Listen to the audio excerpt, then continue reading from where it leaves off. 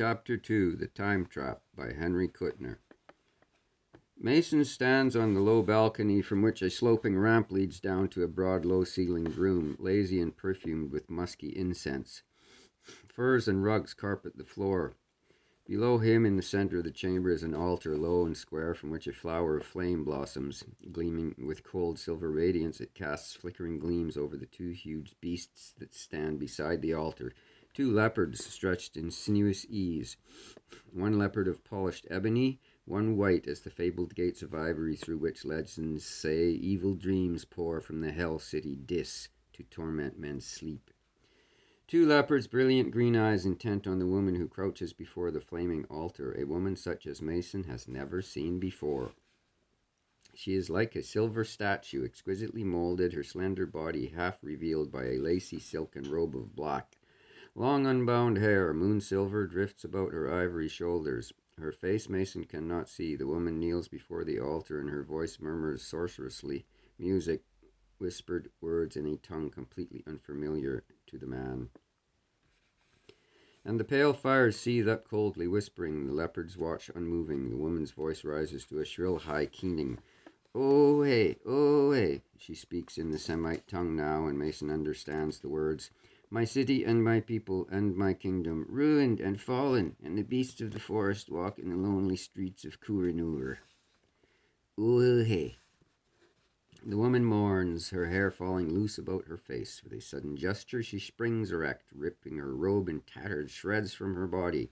For a moment, her nude form is silhouetted against the milky fires, and Mason catches his breath at sight of the woman's undraped loveliness, the sleek perfection of limbs and torso, lithe as the forms of the watching leopards. Then the woman crouches down in utter self-abasement before the altar, her hands outstretched in appeal. Soon, let it be soon, her voice sobs. Let the master succeed and bring power again to Kuranur. Dead and lovely Kuranur.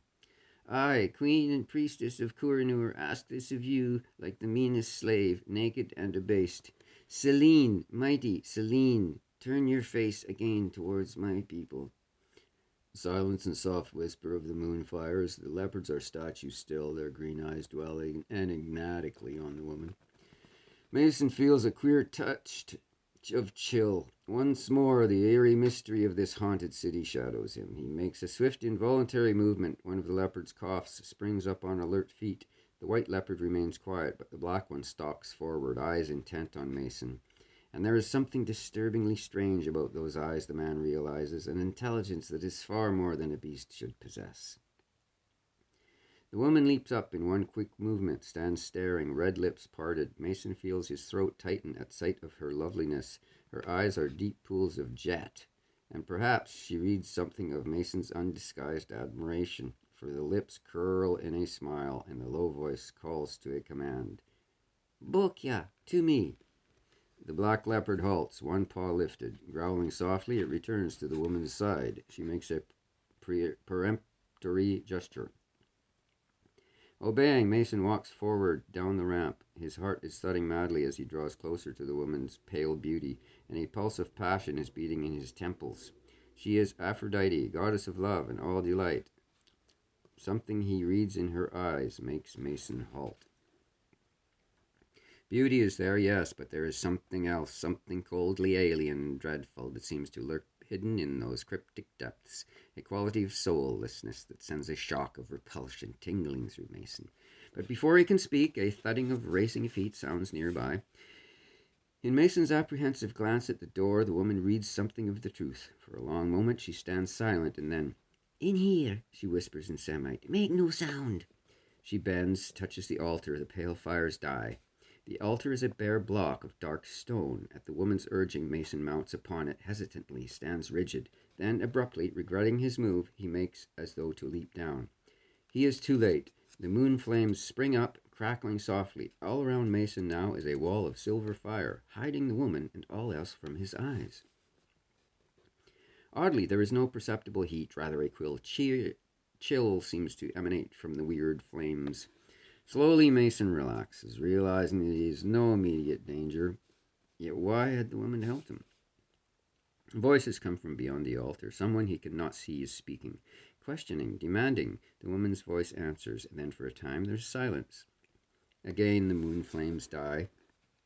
The room is empty, save for the leopards and the woman. She has cast a robe of white fur about her shoulders. Laughing a little, she beckons Mason. One of the master's servants. He was searching for you. I sent him away. You're safe for a while at least. Mason gets down from the altar with a wary glance at the leopards, but save for a growl or two, they pay him no heed. He comes close to the woman and says in Semite, "You have my thanks, O goddess who rules men's hearts." Her face clouds at the flowery phrase. Do not speak of goddesses. I worship one goddess, and I have fear of her, but no love. Well, what is your name? Mason. Mason, yes, and I am Nervor. I do not think you have been in Albecker long, eh? Half an hour at most. You're the first human being I've seen, except... Some indefinable instinct of caution made Mason stop before he mentions the Sumerian. Nervor's jet eyes grow keen. Except? The robots. The woman smiles slightly. What year do you come from? Mason catches his breath. This confirms his wild guesses. The power of the twin monoliths has flung him into time, as he has thought. Fighting back his questions, he says as calmly as he can, 1939, and adds as an afterthought, A.D. Then, as you would reckon it, I come from 2150, long in your future. I was caught by the time trap as you were, and drawn back to this dawn era before Egypt or Rome ever sprang from the dust. And here, in long-forgotten Albecker, I find the master. Nervor watches, but Mason makes no sign. She says, You have not seen him yet? No, who is he? He is from the future. My future as well as yours. 5,000 years later than your time sector. Nearly 10,000 years from now, in Earth's dusk. He built the time projector and with its aid traveled back to this almost prehistoric city. The projector was wrecked, but the master is determined to rebuild it. He conquered Albecker, and with the robots he made, turned it into a city of science. Then he set to work to repair the projector. How did you get here? Mason asks. I don't see. The twin monoliths have in them atomic power, and when this is released, the time warp is set in operation. Any object within their field of force is hurled into time. This is true now or in 1,000,000 years from now. Mason, the green time towers that the master builds now will stand in this valley when Albecker is a lifeless wilderness.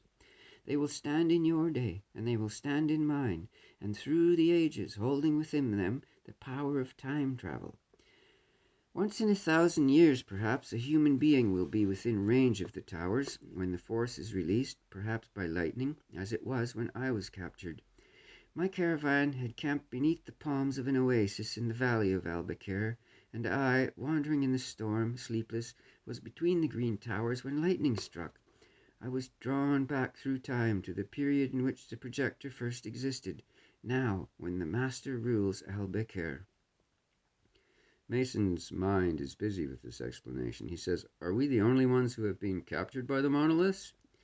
You and I and the master, and no one other. He, Nervor hesitates. We shall not speak of him. She sinks down beside the altar, stretching like a cat. The leopards watch silently. Nervor eyes Mason from half-lowered lids, pale ash-blonde lashes sweeping her cheeks. It has been lonely here, she says. Sit down, Mason. He obeys. The woman goes on. Long and long have I waited. The master has promised to return me to my own time, to aid me in rebuilding my dead city, Marble Kuranur. But in the meantime I wait among these barbarians. I wait and I worship Selene, and my leopards guard me. They too were captured by the time towers when I was. A slim hand caresses the furry jaw of the black beast. From half-closed eyes it peers at her, growling softly.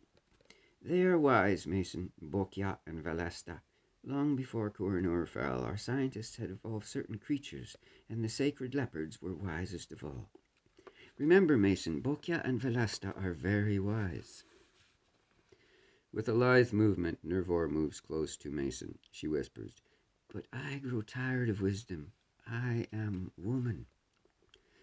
Slim arms steal around Mason's neck. Nervor's perfumed breath is warm in the man's nostrils, a perfumed madness that mounts headily to his brain. His throat is dry and clamped. He bends his head, presses his lips against Nervor's scarlet ones. When he draws back, he is trembling a little.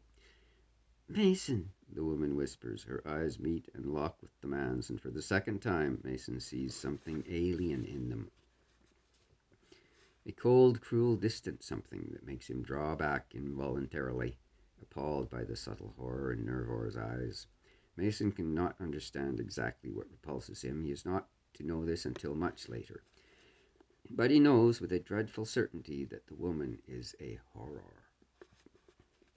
Her lips are suddenly twisted with menace, but she chokes back a flood of words, stands up, and Mason stands up beside her.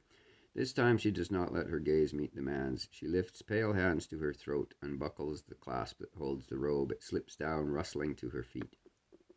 Mason tries to look away and finds he cannot. Nervor might be evil, but she is a goddess indeed, a marble Galatea, sprung to life and instinct with passion. She steps forward. Her bare arms go about Mason's neck. Setting his jaw, he tears them free, thrusts the woman back. Remembrance of an inexplicable strangeness in Nervor's eyes is too strong. "You say you come from the future," Mason whispers, gripping the woman's wrists. "How do I know what creatures may exist then?" She catches the implication. Fury blazes in the jet eyes. She tears free, springs back, shrills an angry command. "Slay him, Bokya! Slay!" The black leopard springs erect. It crouches, stalking slowly towards Mason. A voice says sharply, "This man is the Master's, Nervor. Slay him and you die." End of chapter 2.